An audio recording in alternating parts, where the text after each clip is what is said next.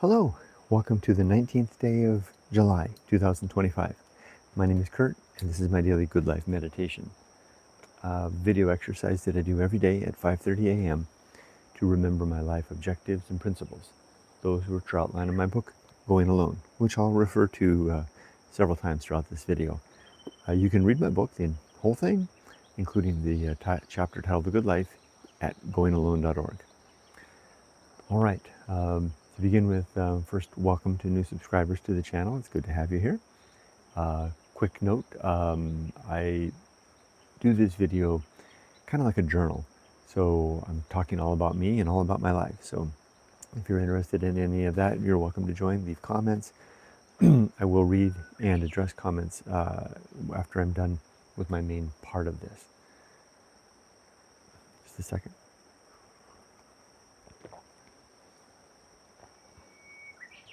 Also, quick warning, I do talk about sensitive subjects sometimes, things that make people uncomfortable. The most notable being death and my own preparations and plans and ideas regarding death. And what may follow or might not follow. And finally, thank you deeply for those of you who watch my videos, who are support me as a member on YouTube and as members on Patreon. Appreciate it. Okay, let's get into it. I'm going to do three things now. I'm going to talk about the last 24 hours. I'll then go over a little bit of my creed, namely the objectives and one principle, and then I'll discuss the next 24 hours. So I have three notes from yesterday regarding how things went. Now, when I'm looking at the last 24 hours, I'm not giving you an account of what happened. It's not what I had for lunch. It's what I'm looking for is, where did I fall, or did life present, life doesn't seem to present me with anything. Where did I encounter some sort of an interesting obstacle or a challenge of some sort, and how did I do? If I did well, I mean, if I did average, I'm not interested in that stuff. The stuff that's just the run of the mill now, that's become part and parcel of my life, doesn't need to be discussed. It's the things where I either really performed poorly,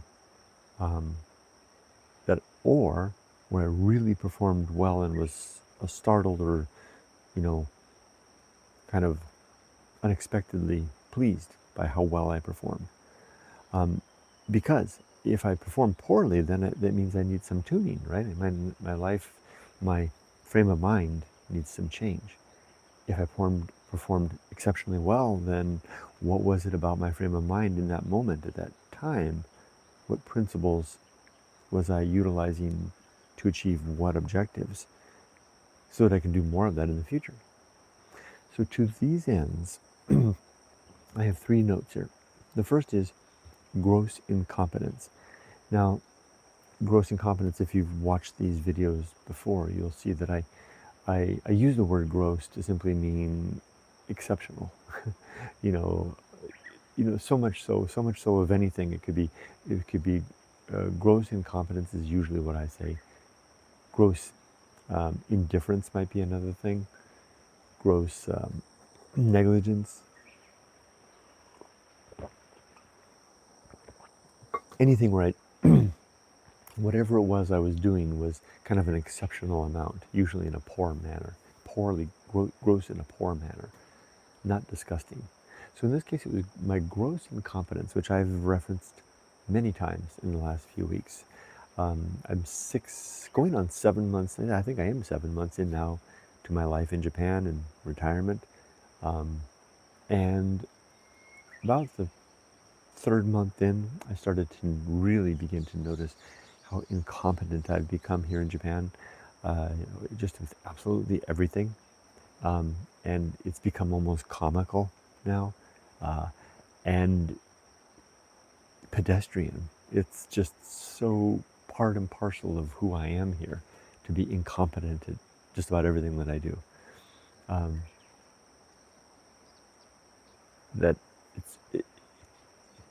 There's nothing to say, because it's just there. But it was throughout the day yesterday. I had to, mostly when I go out into the community and I'm engaged in the community. We had I was working very hard yesterday on my business, my eBay business, the eBay part of my online business, and we went out and had a really fancy lunch with Dad and Yoko and my wife and I yesterday at a fancy place, and just throughout the whole thing, just falling flat on my face over and over again. So why am I bringing it up if it's such a common thing? You said, Kurt, that you're not going to bring up stuff that's common. That's a true thing. But what was interesting about it was the degree and scope of my incompetence only seems to be increasing. But interestingly, so too my capacity to live with it, if not accept it. I wouldn't say that I'm accepting it. I'm trying and I'm struggling to do better. But it doesn't seem to be helping much. Changing the way I drive has helped a lot.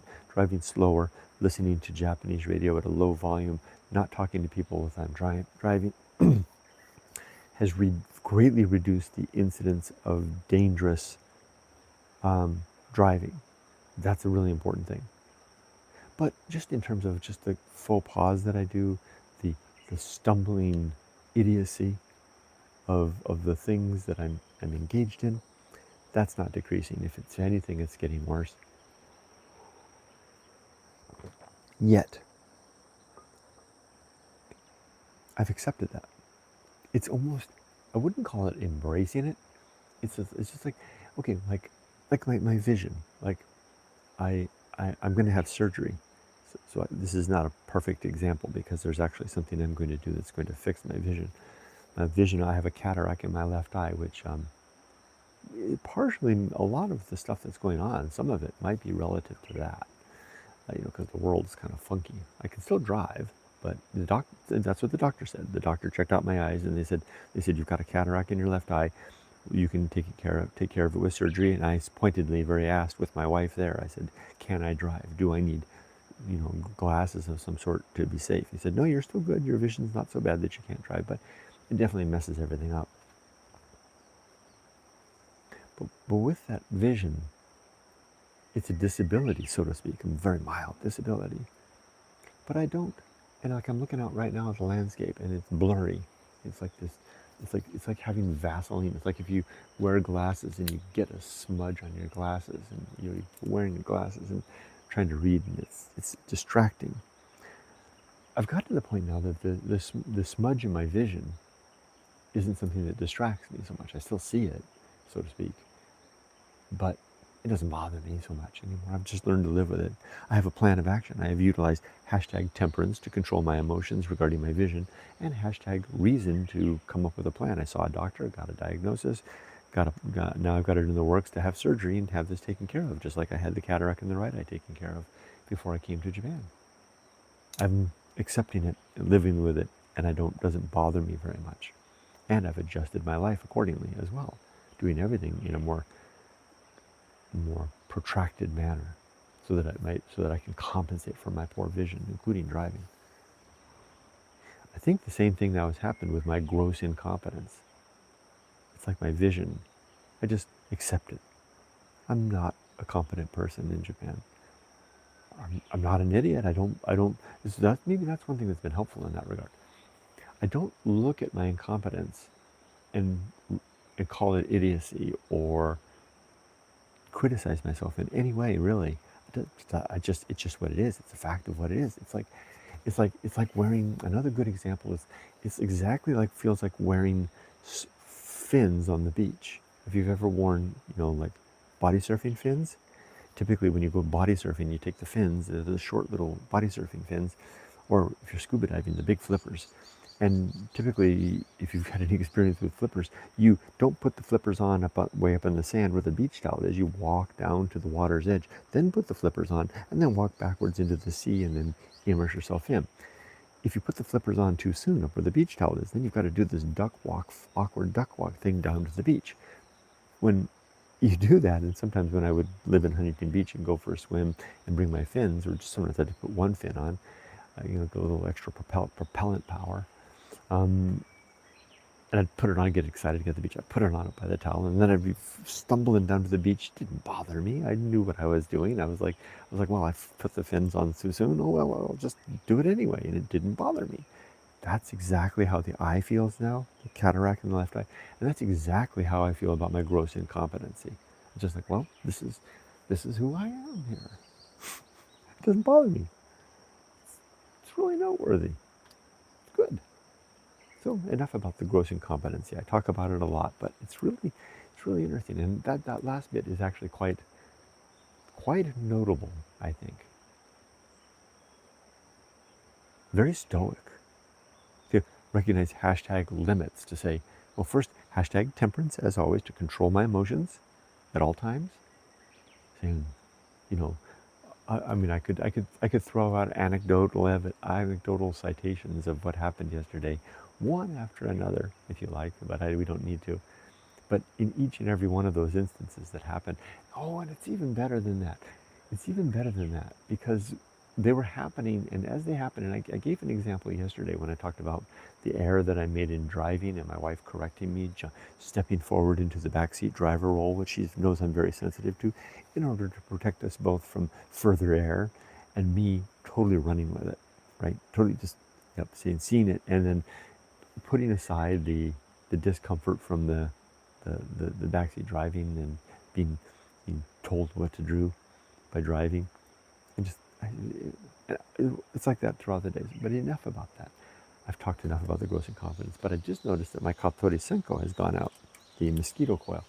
Really don't need it this early in the morning. The mosquitoes aren't too active right now, but I'm going to light it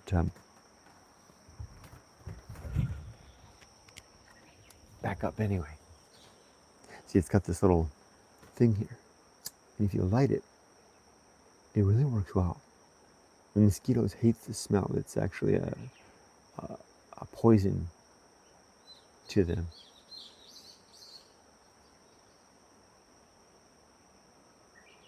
Get it good and started. There we go. And then it kind of puts out this smoky smoke. And then I've got this special burner. You see, you just put the bit of coil in there that you want to burn, and then reattach the lid. I might add these to my store. And then click it into place, and you can actually wear it on your belt, and it does a marvelous job of keeping the mosquitoes away. So, put that there. Okay.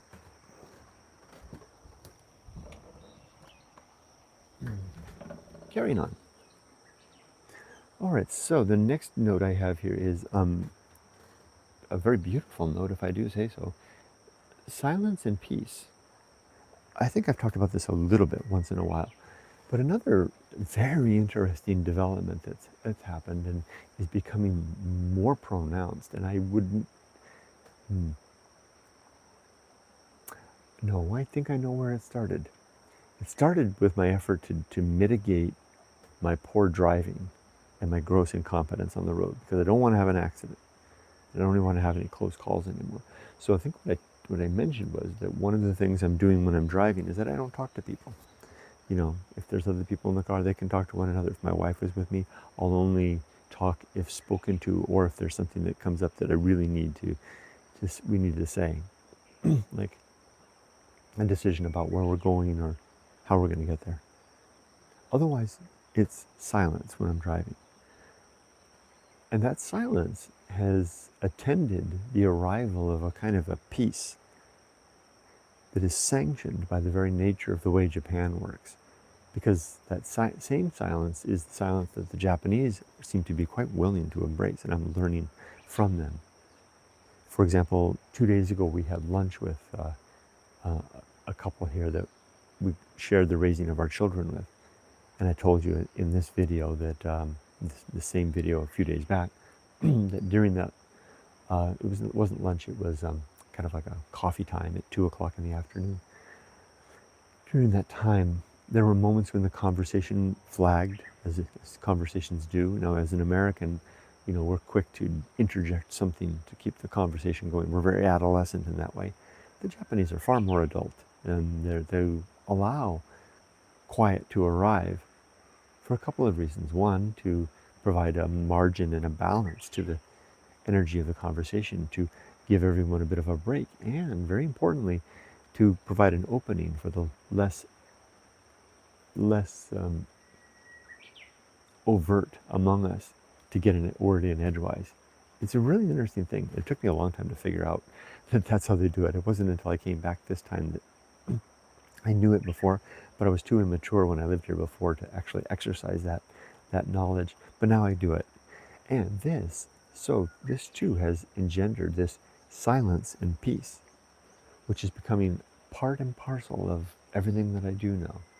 I have spans of time now throughout the day which are quiet and very peaceful. And that's all I need to say. That's not relevant to any of my values. I would have to say that my values are very athletic. They're made for the energetic, endeavoring moments and phases and chapters of life. I really didn't write anything in Going Alone to address the sane and sober and peace-seeking season of old age. Interesting that I didn't do that. I didn't see it coming.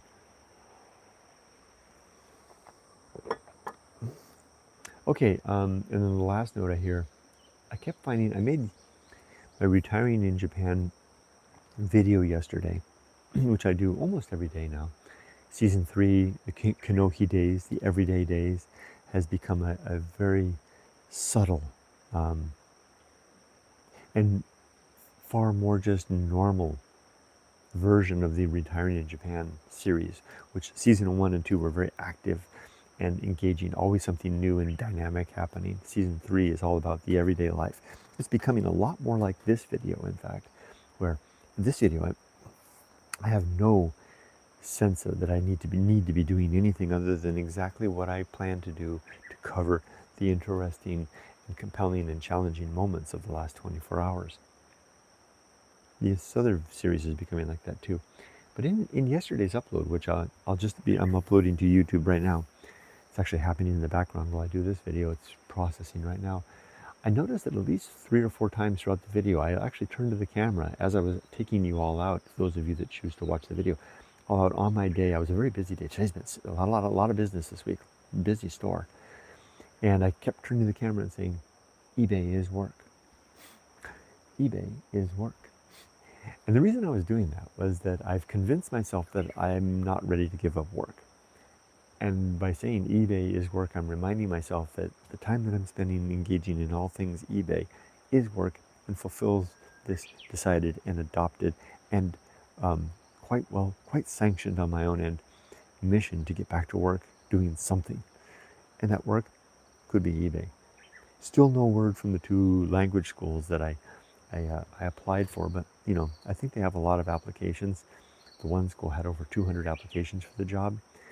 And also they're looking for full-time someone to work a full-time job, and I'm only one part-time, so I may not hear from them. In fact, the applications went so far as to say that they would only be contacting people that they thought were the right fit. So maybe I won't hear from them, in which case eBay is work. That's enough of that. Okay, let's now go over the creed. I have 8 objectives relative to my creed as follows, and all I need to do is just name them. You can follow along if you want in the chapter titled The Good Life of my book, Going Alone. Read for free at goingalone.org. Number 1, I strive to always be ready to die, to have my affairs, my relationships, and my life's work, if not settled, at least in a good shape. And they are. I am ready to die in that capacity. So I guess I'm ready to die in every capacity, because that's my only criteria. Number 2 is second objective is to make good and effective use of my time. 3 is to develop and maintain good and sound life principles relative to my creed. Number 4 is to cultivate good emotional reactions. Number 5 is to perform good actions, again, relative to my creed. Number 6 is to do just one thing at a time and do that thing slowly and deliberately and carefully. 7 is to perform good actions. No. 7 is to recognize my true limits and true opportunities. And 8 is to keep my balance in both body and mind. And now let's read a principle. What did I read yesterday? Oops, I need my glasses.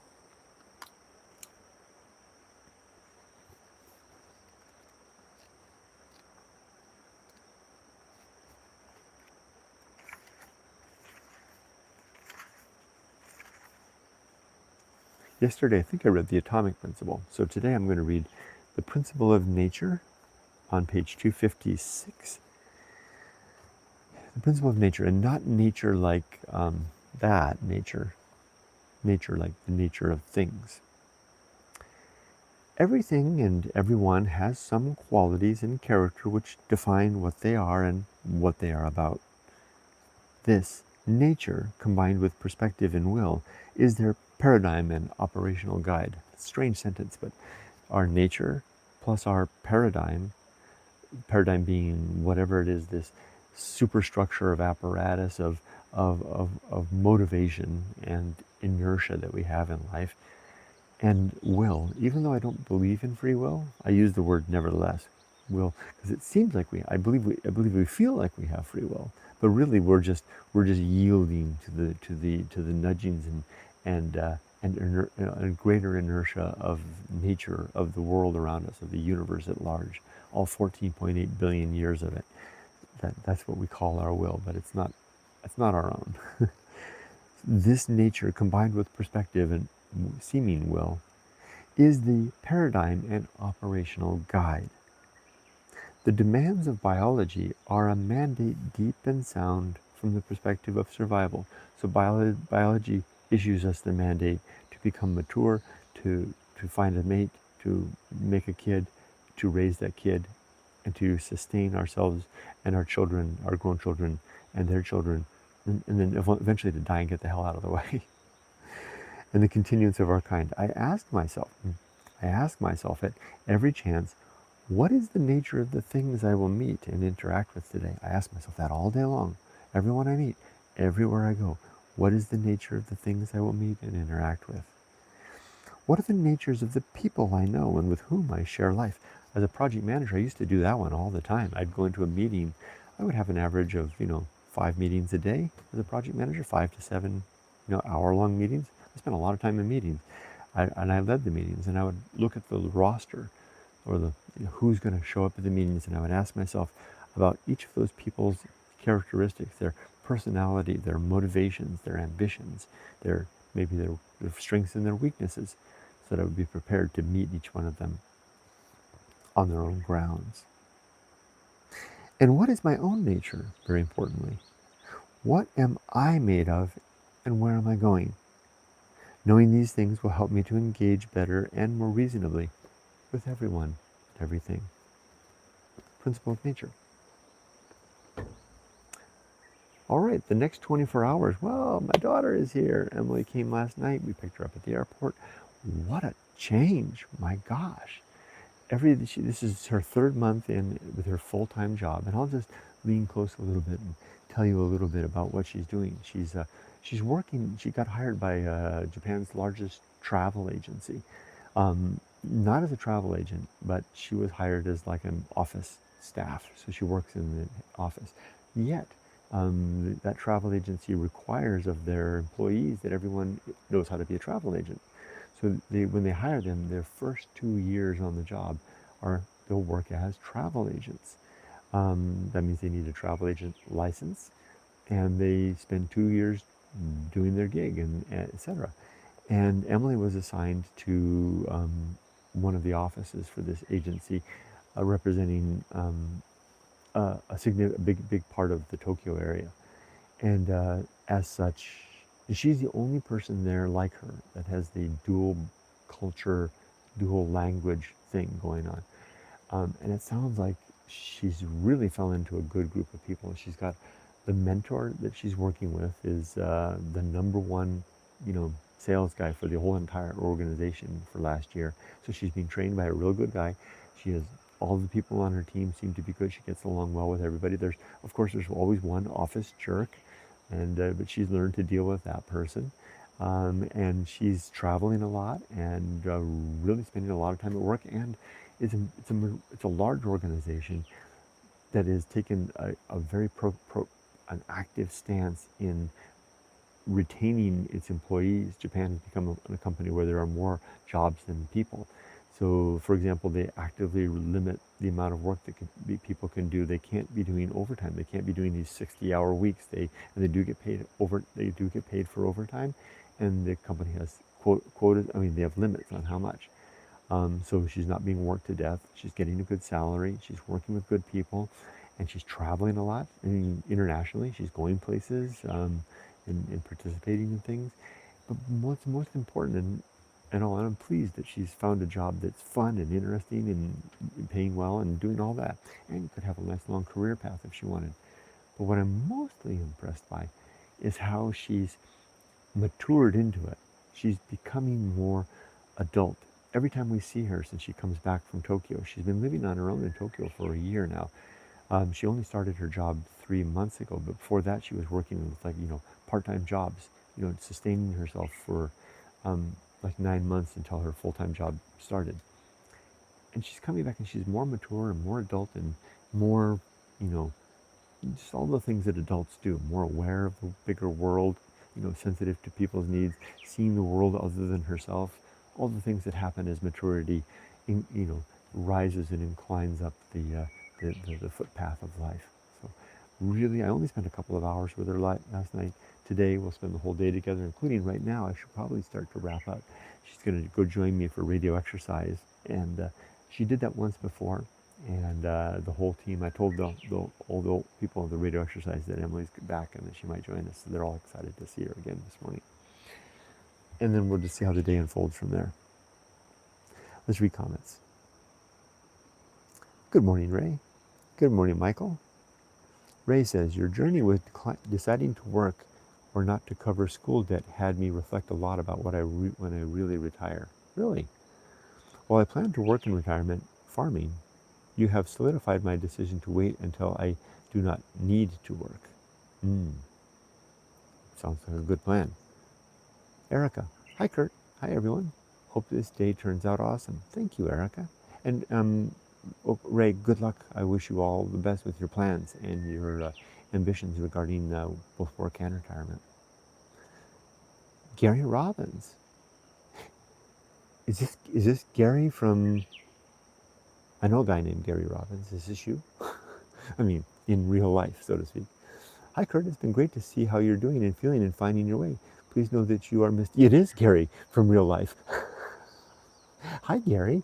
It's good to see you. Wow. I wonder if you're still. I know you left this comment some time ago. I wonder if you're still there. You've been on my mind. Especially I was Gary. I was telling everybody the last couple of weeks that I'm kind of missing work and was thinking about going back to work, and I hadn't forgotten the conversations you and I had. So hit me up if you still need me. It's really good to hear from you, Gary. Gary, I just got to point out that you're probably one of about 3 people in my entire 11-year tenure back in the United States that I really wish I got to know better. You and I never got to go have that lunch together, and I'm regretting that. So if you find yourself in Japan, come on by and I'll take you out and we'll have that lunch at last. I miss you too, Gary. Please say hi to the gang for me, okay? Hi, Sarah. Good morning. There's Tim. Hey, good morning. Whether it's related to incompetence, I read that as impotence, not impotence, incompetencies. Whether it's related to incompetencies, but I've certainly found going into my 60s that confidence in certain aspects of life seems to be ebbing away or is not there as it once was. Me too, Tim. And especially related to the work things, because Gary, I was just talking to Gary, right? And Gary is, again, I hope Gary won't mind, but Gary and I are former colleagues, partners in projects, and very, very good partner. One of the guys that I really trust in that capacity. Gary would be the kind of like I hope you don't mind, Gary, I'm going on and on about you, but he's kind of like a stakeholder, the kind of person that I wouldn't want to let down. Well, I wouldn't want to let anybody down in my projects, right? But the kind of person that I respect their confidence in me.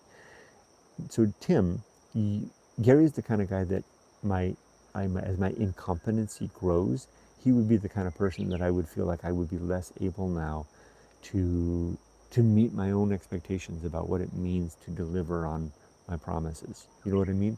I've said a lot of words there, but I think you know what I mean. And I'm empathizing and reflecting back exactly what you said. And Tim, this seems to definitely be related to shutting off the faucet of life. You know, drinking at the fire hose of life, right? Of work, right? I mean, it causes us to be nimble in some way. And shutting that fire hose down, you know, brings about this peace, but that peace comes at its price, right? Tim, you always do this. You always give me these nuggets of food for thought that I can go on about all day. Hey, Sarah, I remember watching the softypapa adventure years ago when you were hiking and exploring the countryside. Your small interactions with Japanese locals, speaking the language, what Japanese you knew, was always well received. I think if you're sincere and genuine in your attempt to connect, that already means a lot. Thank you, Sarah. I had a moment yesterday, it wasn't captured on film, that you might enjoy in that capacity. We had lunch at a really fancy, I mean really, really fancy restaurant yesterday. I don't know where it came out of the blue. Yumiko told me, wear some nice clothes, we're going out to lunch. And we went out to this fancy restaurant. And then we were in this small room, and the four of us, Dad, Yoko, Yumiko, and I, were sitting at the table. And there was a very, very well-dressed woman sitting alone. And there was like this beautiful kind of like a screen, but it was translucent. You could see through it. It was so beautifully appointed room. And she was sitting there having this fancy, it's like a 6-course meal all by herself. And I noticed at the end that the waitress, she's a regular there because she was like on a first name basis with the staff, so to speak. I mean, nobody uses first names here, but you know what I mean. I could tell. And I was kind of, my radar was on. I was kind of keeping track of things. And I realized because dessert came and it came with a little candle, it was her birthday. And she was having birthday all by herself. So as we left, speaking to the little human interactions, I did something that, might a little bit outside the scope of Japanese propriety, but as we were leaving, I kind of moved the curtain back and, sumimasen, excuse me.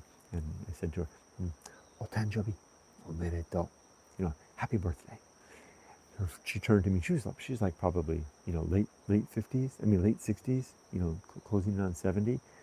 And she had this beautiful beaming smile on her face. At first she was a little startled that someone was, leaning over into her space, much less a foreigner. But I did catching little glimpses and listening to our conversation because it's curious, it's having a foreigner at the next table that's trying to do his best to speak Japanese.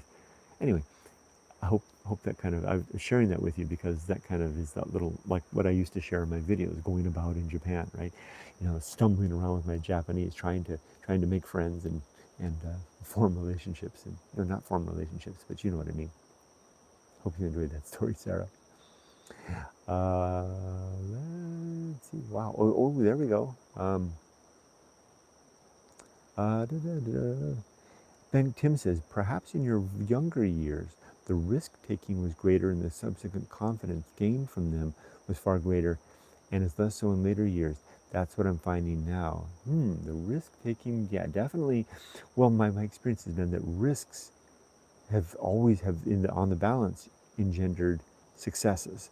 So risk equals success. So I guess taking those risks do it now. And my incompetency that is rising would certainly suggest that the more risks I'm taking, I'm going to have more failure. So yeah, you're right, Tim. It's all wrapped up in it. My incompetence, which I think may be partially due to my age, may be related to that. Quick weather check in England at 21:48 p.m. Tim says it's 21 degrees Celsius and 64 humidity. Tim, I will see your 24 degrees Celsius with a 24 degrees Celsius of my own, or 23.5 if you like. But you got me beat on humidity. Look at me, I'm struggling at just under 90% humidity. So where you got the 64, you're 64%. Gee, you're in the great zone. You're in green zone all around. Tim, what you're experiencing right now over there in England is heaven, right? Sweet. Thanks for the weather checks, Tim. Anyone else is welcome to do the same thing wherever you are. Tim and I both have our little temperature humidity gauges. Tim says Acre tree looks really lovely with the morning light filtering through the leaves, Tim. This thing right here, this is my bonsai um, Japanese maple. This one right here, or you meaning that stuff back there? That's bamboo back there. This is my Japanese maple, and this is my mulberry tree. See if I can do this without causing it. This is my mulberry. Whoa, I'm almost knocking that over. This is my mulberry bush with sands without any mulberries right now. I got all these, the mulberry tree and the Japanese maple there's a man at the flea market who specializes in bonsai. He brings every week or every 2 weeks when he's there, he's an old man and he brings the most beautiful, like look at this one. He brings the most beautiful, this is another Japanese maple I bought from him, including the face. And he sold it to me for 300 yen, which is $2. And that's not because that's just because that's an amazing price. And then he always sells them to me, and he gives me these long instructions, which I can't follow because I don't. My poor Japanese. I'm like, okay, I'll take care of it. And I do. I take care of everything he's given me. All of his, I take great care of them. They're all doing good. Sarah weighing in. It's 7 degrees Celsius and 77% humidity here in Australia. Okay, that's right. It's winter down there. 7. So wow, that's cold, Sarah. Wow, stay in 77% humidity. Stay warm and stay good luck. Thanks for weighing in. Where in Oz are you, Sarah? I have relatives in New South Wales, a place called Morisset, and also at Thursday Island. What a great name. So I wonder, there's got to be a story about how that place got named Thursday Island. Why not Wednesday, right? Melbourne. I've been to Melbourne. I love Melbourne. It's great. I've been to Melbourne twice, and really enjoyed it. Boy, I'll tell you, you Australians, you sure know how to live well. Man, Victoria the people who live in Victoria are amazing. I spent a lot of time down in Bairnsdale, down that area down there, down by the, coast. Tim says, Sarah, cool, you must be in your winter season, I think. I must plan a trip to visit soon. Again, I'm in the UK. You're kissing cousins, right? Well, the three of us are Americans, Britons, and Australians. We're all kissing cousins, right? Oh, there goes the postman. It's going to make Rudy bark. It's okay, Rudy. Sarah says, yes, right in the middle of winter. Still swimming in the bay, though. Well, look at you. Borderline hypothermia, but refreshing. Look at you, Sarah. Very good. Wow, I used to do that, if you might remember, in Huntington Beach, swimming in there. But that's the other thing I remember about you Australians. You're very athletic, and you enjoy your outdoor life. Tim says, Sarah, could do with some swimming here in the heat wave. Why don't you take the train down and jump in the Thames there? I know it's not near your house, but I wonder what river's near your house, Tim. Gary Robbins, it is. Hi, Kurt. Oh, it is. I'm so glad you're still there, Gary. Sarah says, you should join the team of solo swimmers dispersed across the globe. Yes, solo swimmers unite, Sarah. Yes, indeed. So right now I'm swimming in my river behind my house, which hardly constitutes swimming, but I'm going to call it such. I told you, Emily, we got the day off. She's here tomorrow. I said, do you want to go to the river? Because they can go to the river. She said, maybe the beach. Right there's Robert. Hi. So Robert says hi to me and everybody else. Gary says, that's very kind, Kurt. I feel exactly the same way. And kindred of spiritness with you. Yep, I've always felt that way with you. Sarah says, good morning to Robert. Tim says, yes, the maple tree. Sorry, though it was a Japanese acer. LOL. That's okay. Yeah. I gotta look it up. I don't even know what an acer tree is. Sarah says, I love that encounter. I can confidently say your confidence in wanting to connect in your big heart make up for your incompetence with the language, as you say. Thank you. I appreciate that, Sarah. That's very inexpensive for a maple. It sure is. Nearest is a canal. LOL. Very good. All right. Well, everybody, I got through all the comments. And thank you. It's so nice to see it. And Gary, so great to see you in comments. It means a lot to me to be connecting with someone from my past, and someone that's very important and has been made, and you're still in the fray. I hope everything's going well with the project. Would you believe? And just kind of an aside, guy, um, Ramez reached out to me just kind of out of the blue one day. I got this long email from Ramez telling me all kinds of stuff that's going on, and it just one day he just wanted to share. It was really great to hear from him. So I'm kind of up to speed. I'm kind of aware of what's going on over there. Wishing you guys all the best. I'm still here if you need me. Take care, everybody. Be safe, but not too safe. And as we close out, let's take a quick temperature. The temperature has risen to 25 degrees, and the humidity has dropped to 85. So as per usual, as the sun rises, humidity drops, temperature rises. Let's all make it a great day and get to bed for those of you who are ready. And stay warm, Sarah. Take care, everybody. And say hi to the team, Rob, Gary. Bye-bye, everybody.